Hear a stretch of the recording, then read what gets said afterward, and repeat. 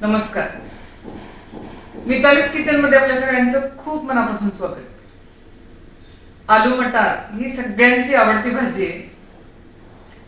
आज आपण कुठलंही वाटण घाटण न करता अगदी साध्या सोप्या पद्धतीने चमचमीत पण टेस्टी अशी आलू मटार कशी करायची ते बघणार आहोत. चला किचन मध्ये जाऊया. मटारच्या शेंगा अर्धा किलो आहेत. मटार सोलून घेऊया.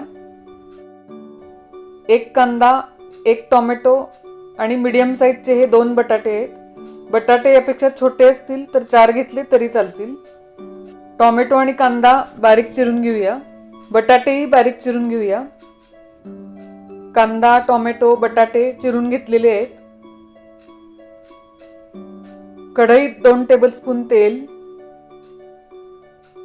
तेल गरम झाल्यानंतर पाव चमचा मोहरी, अर्धा चमचा जिरं, अर्धा चमचा हिंग आणि पाव चमचा हळद घालूया. मस्त खमंग फोडणी झालेली आहे. त्यात आता बारीक चिरलेला कांदा चांगला परतून घ्यायचा आहे. त्यानंतर टोमॅटो घालूया. या भाजीला आपण वाटण काही घालणार नाहीये, त्यामुळे टोमॅटो घेताना चांगला पिकलेला लाल लाल असा घ्या, म्हणजे भाजी छान मिळून येते. थोडंसं मीठ घालूया. हे 1-2 मिनिटं चांगलं परतून घ्यायचं. टोमॅटो कांदा मऊ झालेला आहे. नंतर यात बटाटा. इथे मी बटाटा कच्चाच घेतलेला आहे. तुम्ही यात उकडलेला बटाटाही घालू शकता. मटार घालूया. भाजीसाठी जर तुम्ही बटाटा कच्चा घेतला असेल तर मटारही कच्चे म्हणजे असेच घ्यायचे, आणि उकडलेला बटाटा घेतला तर मटारही 5 मिनिटं पाण्यात वाफवून घ्या. याला एक छानशी वाफ आणूया.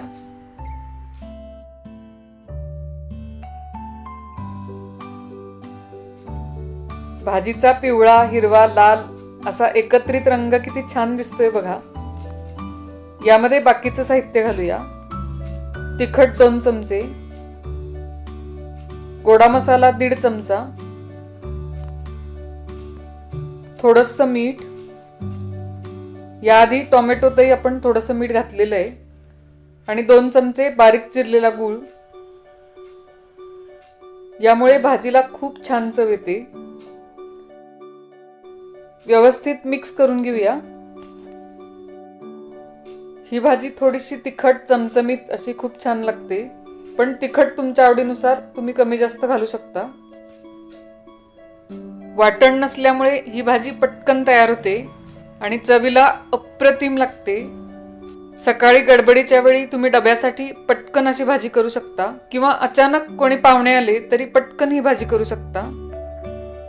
आणि जेव्हा ताजा मटार मिळत नसेल ना, तेव्हा फ्रोझन मटार घेतला तरी चालेल.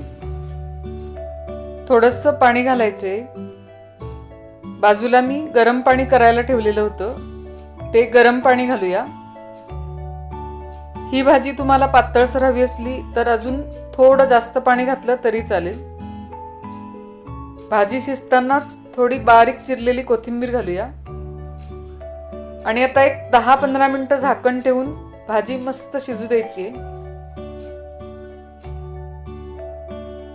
भाजी छान शिजलेली आहे. मी ही भाजी डब्यासाठी केलेली आहे, त्यामुळे अशी थोडी कोरडी केली आहे. ही भाजी साधारण 3 ते 4 व्यक्तींना पुरेल. भाजी तयार झाल्यानंतर 1 चमचा कसुरी मेथी हातावर अशी क्रश करून घालायची, म्हणजे भाजीला अजून छान टेस्ट येते. पण कसुरी मेथी ऑप्शनल आहे बरं का, नसली तरी चालेल. वाटण घाटण न करता झटपट तयार होणारी चमचमीत टेस्टी आलू मटर तुम्हीही करून बघा आणि आवडल्यास कमेंट्समध्ये सांगा. पुन्हा भेटूया अशाच चमचमीत रेसिपींसह. तोपर्यंत नमस्कार.